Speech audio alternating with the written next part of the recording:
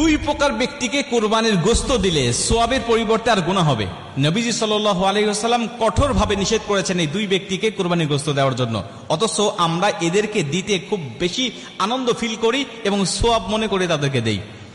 নবীজি সাল্লাল্লাহু আলাইহি ওয়াসাল্লাম নিষেধ করেছেন, বুখারী, মুসলিম এবং সিয়াসিত্তার অধিকাংশ কিতাবের মধ্যে এই হাদিসগুলো বর্ণনা করা হয়েছে, কিন্তু অধিকাংশ মানুষ আমরা জানি না এবং অনেকে জেনেও না জানার ভান করে বসে থাকি আমরা। হযরত আলী রাদিয়াল্লাহু তাআলা আনহু বলছেন, নবীজি সাল্লাল্লাহু আলাইহি ওয়াসাল্লাম বলছেন, তোমরা প্রথম নম্বরে কোনো কসাইকে মজুরি হিসাবে গোশত দিবে না। কসাইকে মজুরি হিসাবে গোশত দিলে আপনার সোয়াব তো হবেই না এবং গুনাহ হবে এবং কোরবানি বাতিল হয়ে যাওয়ার সম্ভাবনা আছে। কেন?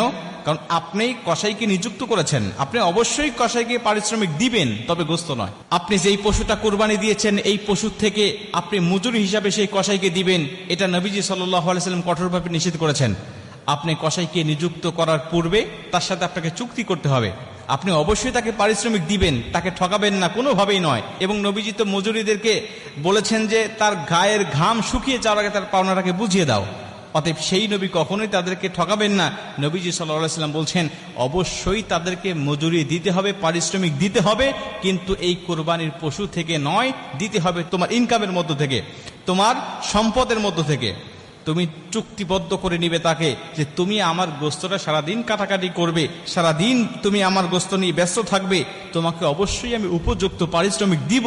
তুমি কত টাকা আমার কাছ থেকে নিবে বলো, তুমি কত টাকা আমার কাছ থেকে নিবে বলো, তোমাকে আমি টাকা দেব। তবে মনে রেখো সাবধান, আমার কোরবানির গোশত থেকে আমি তোমাকে কিন্তু পারিশ্রমিক হিসাবে কিছুই দিব না।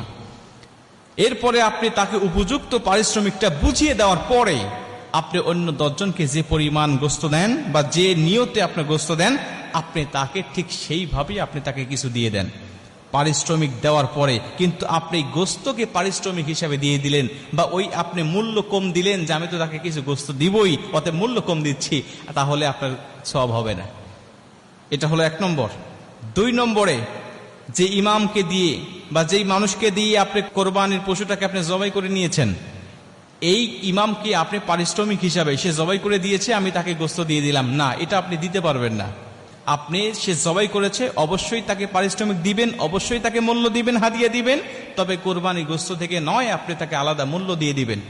কিন্তু আমাদের সমাজ আমরা দেখতে পাই, সে সারাদিন কাটাকাটি করেছে বা সে আমার গরুটা জবাই করে দিয়েছে, তাকে মাথাটা দিয়ে দিলাম, তাকে পাটা দিয়ে দিলাম, তাকে ভুঁড়িটা দিয়ে দিলাম, এই অংশগুলোকে আমরা দিয়ে দিলাম, অথবা আমরা তাকে এখান থেকে 5 কেজি 10 কেজি গোশত তাকে আমি দিয়ে দিলাম। এটা আপনার ইচ্ছা মতো হবে না। আপনি এটা আল্লাহর রাস্তায় কোরবানি দিয়েছেন, এটা আপনার দায়িত্ব নয়, এই গোশত আপনি মালিক নয়, এটা আল্লাহ আপনাকে মেহমানদারি হিসাবে দিয়েছেন। আপনি কেন এটা